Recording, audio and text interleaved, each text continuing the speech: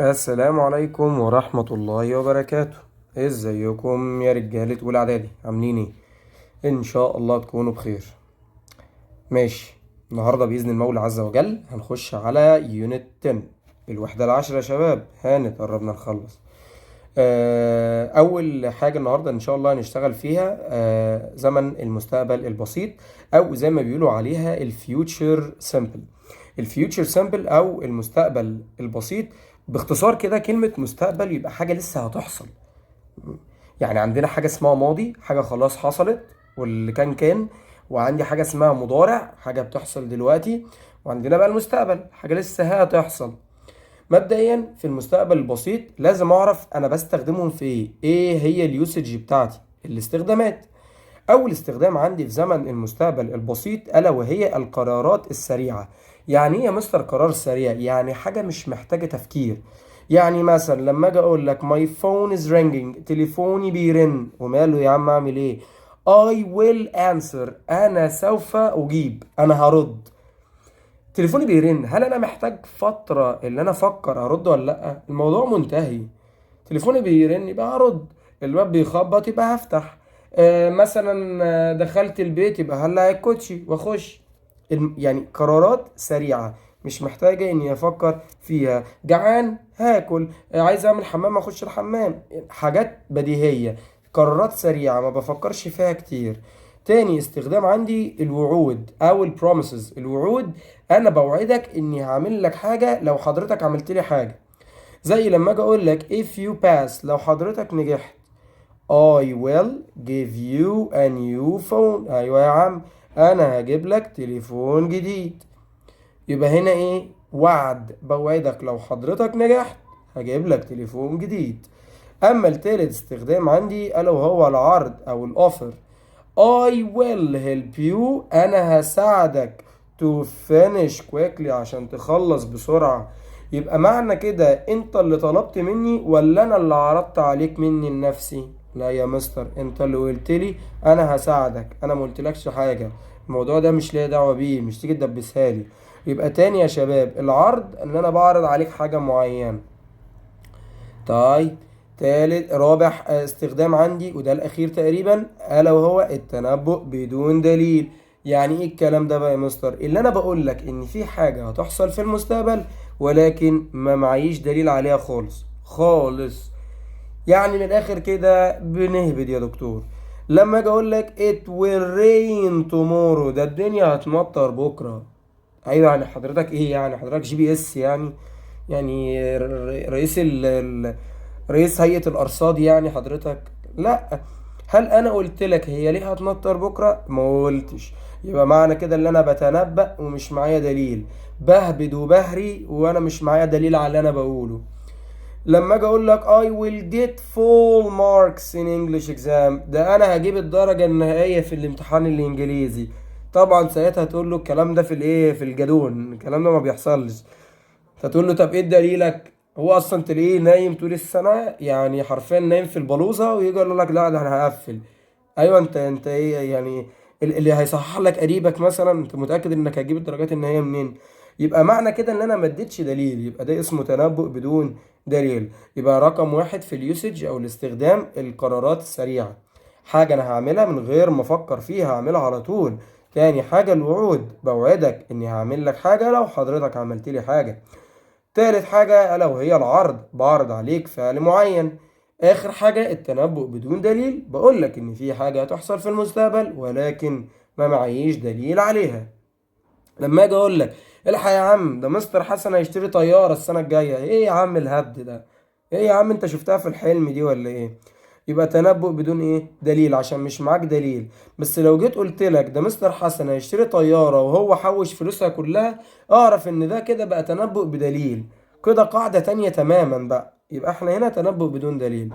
طب يا مستر، عرفت ان القرارات السريعة والوعود والعرض والتنبؤ بدون دليل بيدل على الفيوتشر سامبل. طب هو اساسا بيتكون من ايه؟ ايوه، بحبك وانت دماغك شغالة. بيتكون من will او النفي بتاعتها want، واللي بيجي بعديها الفعل في المصدر. will سوف، want سوف لا، واللي بيجي بعديهم المصدر. زي لما اجي اقول لحضرتك I will travel to أسوان tomorrow، انا هسافر اسوان بكره. لقيت هنا كلمة ايه؟ will اللي معناها سوف، يجي بعديها الفعل في المصدر اللي هو travel، وكملت الجملة. طبعا في هنا كلمة قالت لي ان ده زمن المستقبل، كلمة tomorrow اللي معناها غدا. كلمة مهمة، كلمة شاورت لي وقالت لي تعالى انا مش ماضي ولا مضارع، انا مستقبل بسيط.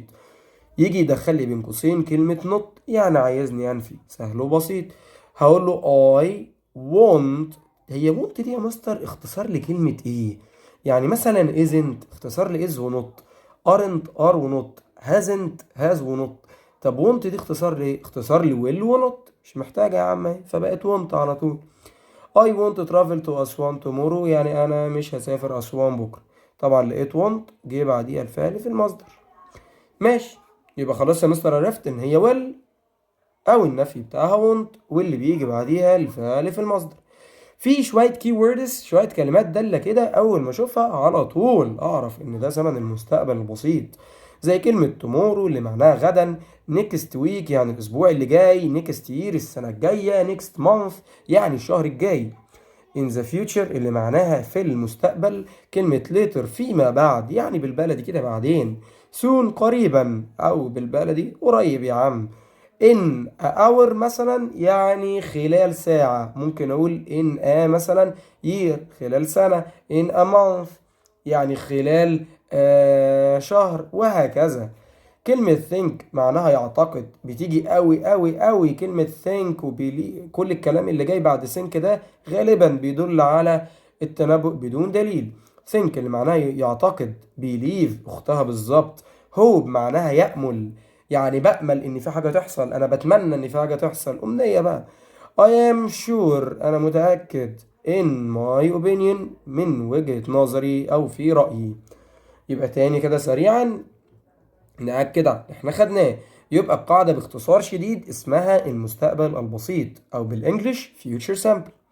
اليوسج أو التكوين أو الاستخدام بتاعها عندي أربعة. أول حاجة الكويك decisions القرارات السريعة، حاجة أنا بعملها من غير ما أفكر على طول.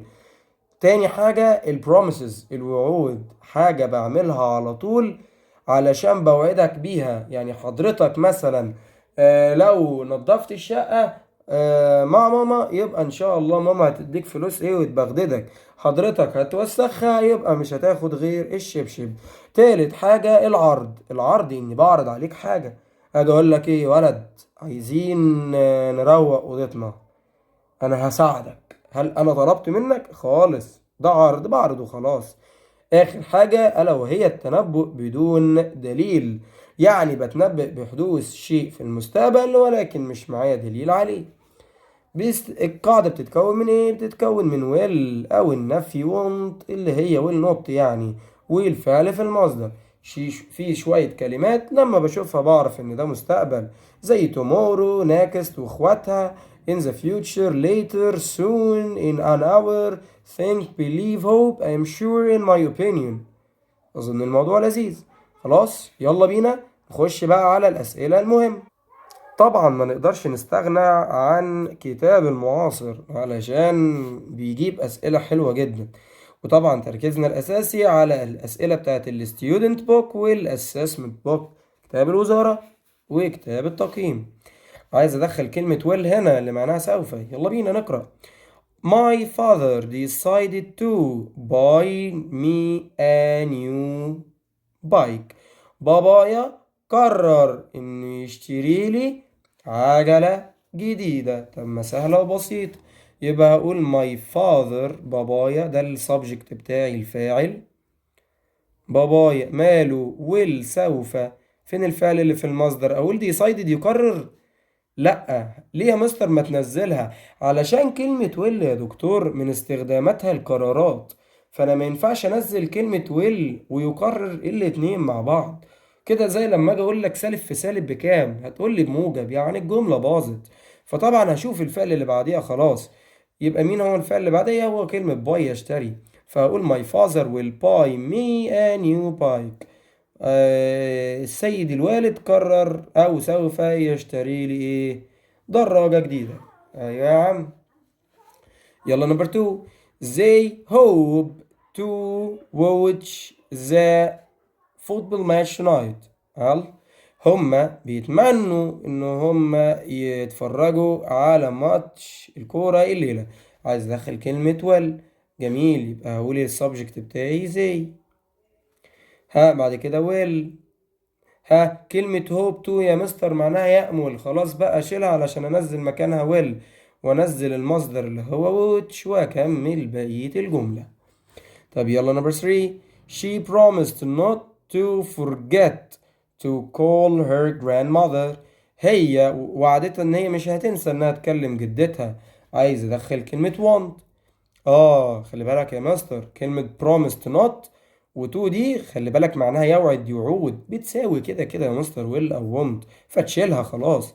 فهقول she want forget اللي هي الانفينيتيف، واكمل بقى بقية الجملة. نمبر 4. I will. ايه will cook dinner tonight، يعني انا سوف اطبخ العشاء الليلة. عايز ابدأ بكلمة who will. عرفت منين اللي انت هتبدأ بيها يا مستر؟ علشان هو بادئة بحرف كابيتال، وطبعا هو معناها من، يعني ده سؤال. يعني لما اكتب هقول هو، ادي اداة استفهام. ولو حضراتكم شفتوا الفيديوهين بتاع سؤال المحادثة اللي موجودين على اليوتيوب هنا معانا في القناة، هتفهم احنا هنقول ايه بالظبط. كده بقى معايا اداة الاستفهام، بعد كده الفعل المساعد هو مديهولي ويل، بعد كده انزل الفاعل او اقول هو ويل كوك، المصدر بقى يطبخ دينر تو نايت، مين اللي هيطبخ النهاردة أو الليلة. يلا بينا، طبعا ده كوتش مارك عشان ده سؤال. تخش على نمبر 5. I plan to finish my homework later، يعني أنا مخطط إني أخلص الواجب بتاعي لاحقا. لقيت كلمة بلان تو يا مستر، ودي كلمة بتدل على زمن المستقبل اللي هي will. أكيد يا مستر هتشيلها، فهقول I will، المصدر بتاعي finish، واكمل بقية الجملة خلاص. يلا نمبر 6. They don't intend to travel next summer، هما مش ناويين ان هما يسافروا الاسبوع الجاي. سوري، الصيف الجاي. لقيت next مستقبل، ولقيت كلمة intend اللي معناها ينوي. جميل، يبقى معنى كده بيدل على زمن الايه يا مستر؟ المستقبل البسيط، الا وهو want او will والمصدر. فهقول زي وانزل كلمة want والمصدر اللي هو travel، واكمل بقية الجملة. نمبر 7. He promises to finish the work soon، هو بيوعد انه يخلص الشغل بتاعه عن قريب. عايز ادخل كلمة will. تعرفوا بقى يا رجالة هشيل ايه واحط مكانها will؟ برافو، هشيل كلمة promise to، لازم تتشال خلاص بقى، عشان promise معناها يوعد، كلمة will بتساويها أساسا. فهقول he will والمصدر بتاعي finish، وأكمل بقية الجملة. نمبر 8. يلا هانت. she doesn't plan to، هي مش بتخطط. ده قرار ده يا أستاذ، يبقى لازم تتشال وأحط مكانها want. join us tomorrow، هي ما بتخططش انها تنضم لينا بكرة. طبعا لقيت tomorrow يا دكتورة، يبقى ده زمن مستقبل وش اللي بيتكون من will أو want والinfinitive، فتبقى she want join، واكمل. هنا do you plan to meet us later، هل انت مخطط انك تقابلنا؟ طبعا plan to تتشال اكيد، احط مكانها will، بس will هنا كابيتال، يعني احطها في الاول مكان do، واقول you، بعد كده الفعل اللي في المصدر اللي هو meet، واكمل بقية الجملة. متنساش علامة الاستفهام. اخر سؤال خالص. she offers to carry the bags for you، هي بتعرض انها تشيل الشنط ليك. طبعا كلمة offer to بتدل على زمن المستقبل عشان معناها عرض، وقلنا من الاستخدامات بتاعت زمن المستقبل العرض يا دكتور. فاقول she will الانفينيتيف carry، واكمل بقية الجملة. بس كده بمنتهى البساطة. فلو انت شايف انك فهمت حاجة من الفيديو ده، خلاص اعمل بقى يا باشا سبسكرايب، اشترك بقى في القناة، اعمل لايكاتك، شير، انشر الفيديو ده لزمايلك وابعته لهم كمان علشان يستفادوا زي ما انت استفدت بالظبط. وبكل بساطة سهلة اهي، ما تهبطش. يلا السلام عليكم ورحمة الله وبركاته.